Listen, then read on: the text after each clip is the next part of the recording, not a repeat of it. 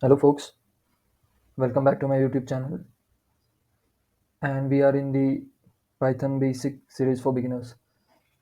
So, this is the third session of the series, and the topic for today is operators. So, before starting with the operators topic, I would like to thank all my subscribers and viewers till now. And we will start with operators. So operators are nothing but special symbols. These symbols could be plus, minus, asterisk, slash, etc., which are applied on operands. These operands could be any values or any variables. Suppose I'm writing a plus b, a and b here would be operands, and plus sign is an operator. So we have various type of operators in Python. There is arithmetic operator, assignment operator, comparison operator, logical operator, membership operator, bitwise operator, and identity operators. Now we will have a look at it one by one. So arithmetic operators. I have initiated two variables, x is equal to 20, y is equal to 10, and I have used arithmetic operators over those. So we will have a look at it, how this works. Some of these operators we have already studied in our school days, but we will see how does this work in Python. So addition, 20 plus 10, it will give you 30. Subtraction, 20 minus 10. X asterisk y, it will give you multiplication, so 20 into 10. Division is slightly different. Division would give you answer in a float, that is 2.0. So if you want answer in integer, then we will have to use double division, that is x slash slash y. We also call this as floor division. That will give you answer as 2. That is a integer, or you can say a whole number. Then there is a modulus operator, x percentile y. This will give you the remainder for 20 divided by 10. 20 divided by 10, remainder would be 0. That's the reason this output is displayed here. And after that, if you want to calculate x to the power y, then we have to use double asterisk. This will give us the result for 20 raised to power 10, and this is that number. Okay. Now moving to the assignment operators. So in assignment operator, equal to symbol is used for assigning any value to a variable. In this case, we have used x as a variable. You can also say phi is stored in a variable called x. So the assignment operators, they have different varieties, but if you could see, this equal to sign will remain constant in all of these variations. Okay, so when we write x plus equal to phi, it is exactly equal to x is equal to x plus phi. When we write x minus equal to phi, it is nothing but x is equal to x minus phi, and so on. Like x modulus equal to 3, x is equal to x modulus 3, and so on. So I have shown the output of this. I've run this cell, and we are getting the respective output for each of the operations that we are performing using the assignment operators. Just a small thing here, I have reassigned the value of x because in the previous step x got 0, so I would not be able to demonstrate this x raised to something. So for just for the demonstration purpose, I assigned x again to 10. Nothing with the operators, that is operators definition. Okay, so if you execute all these steps, you will get this kind of results. Just remember, equal to is common. Sometimes for some of you may feel that this plus equal to, writing this plus equal to is a bit confusing. So no worries, you can write it in a simple way, that is x is equal to x plus 5, x is equal to x minus 5, this way. So the important operator here is equal to symbol. Now moving ahead, what are comparison operators? This is next type. Again, we have taken x is equal to 20 and y is equal to 10. So we will be comparing x and y in this case, and the result that we will get will be always be a boolean type, that is false or true. So x is equal to y, 20 is equal to 10, false. X is not equal to y, true, because 20 is not equal to 10. 20 greater than y, true again. 20 less than y, false, and then comes greater than equal to and less than equal to. So greater than equal to here means, is x greater than or equal to y. So if any of the this condition satisfies, that is if x is greater than y, or if x is equal to y, it will return as true. So 20 is greater than y, that's why output of this statement comes as true, and the next one comes as false, that is x is less than equal to y, that is not right, so the output comes as false. So this was about comparison operators. Now moving ahead, what are logical operators? Logical operators are of three types: and, or, and not.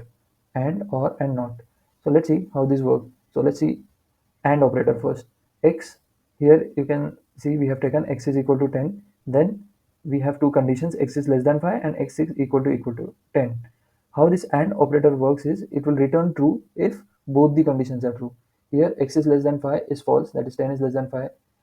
Then 10 is equal to 10, yeah, this is true. So in between these two conditions, first one is false and second one is true, so it will return as false. Had they both been true, then it would have written true.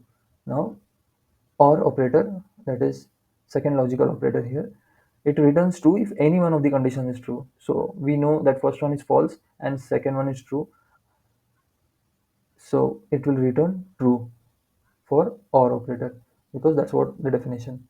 Okay, and NOT does nothing but it reverses the result of whatever conditions are tested inside the bracket.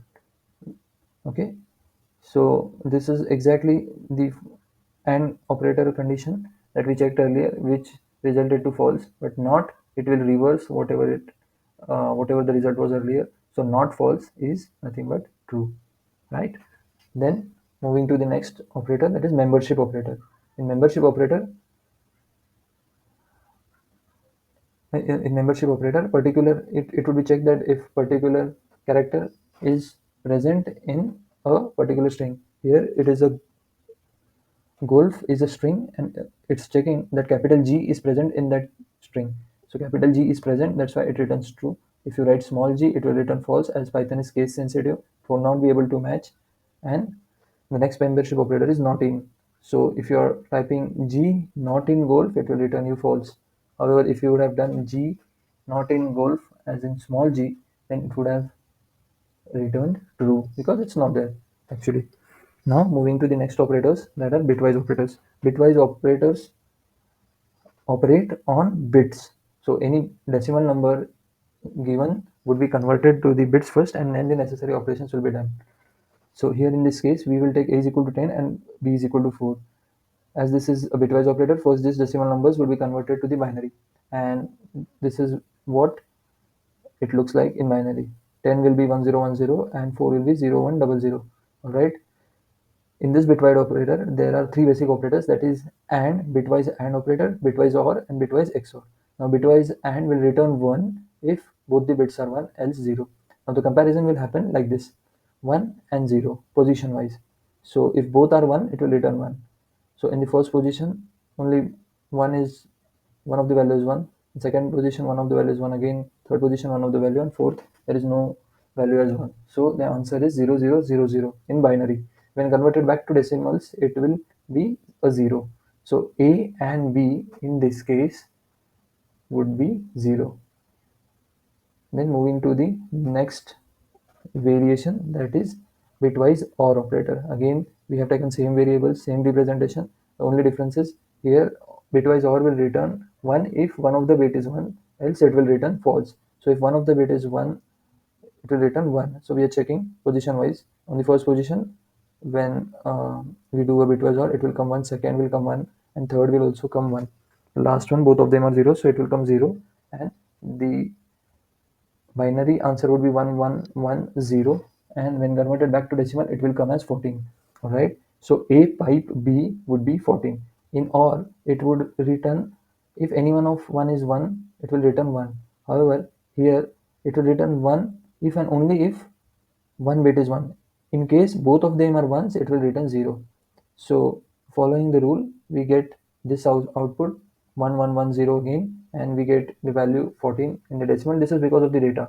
Okay, if in case here it would have been somewhere 1 1, then this would be 0, and we would have got different answer. So that's all about bitwise basic operators. Then there is an identity operator. There are two types here. In identity operator, two variations actually, not types, is and is not. So in identity operator, we check actually the object is at same memory location or not. Okay, we don't check for the values, instead we'll check the object's memory location. To check the memory location, there is function called as id.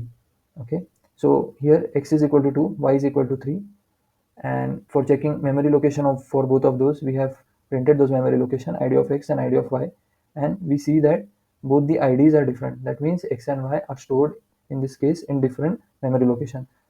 and when we try to print x is y, it will give us false because it is at different memory location. If it would have been at same memory location, it will give us true. And x is not y, this will be true because yes, it is a different memory location and x is not y, so that will be returning you true. For just to verify what we said is true, we can just uncomment this y is equal to 2 and comment y is equal to 3 and run this cell again. You would actually see when the result is displayed that this both of these memory locations would be same. So let this cell get run. See, have a look at this. If you observe it carefully, both of the memory locations are the same. That means x and y are referring to a value which is stored in same memory location. And that's why when we say x is y, when you try to print x is y, it returns you true because of, again, not the value, because of the location, same memory location been shared by both of the variables x and y, and x is not y will be false. So that's all about operators. This was important because henceforth we will be frequently using operators in our coming sessions while writing whatever programs required. Okay, so thank you for watching, and we will meet in next session with yet another concept of Python basics. Thank you.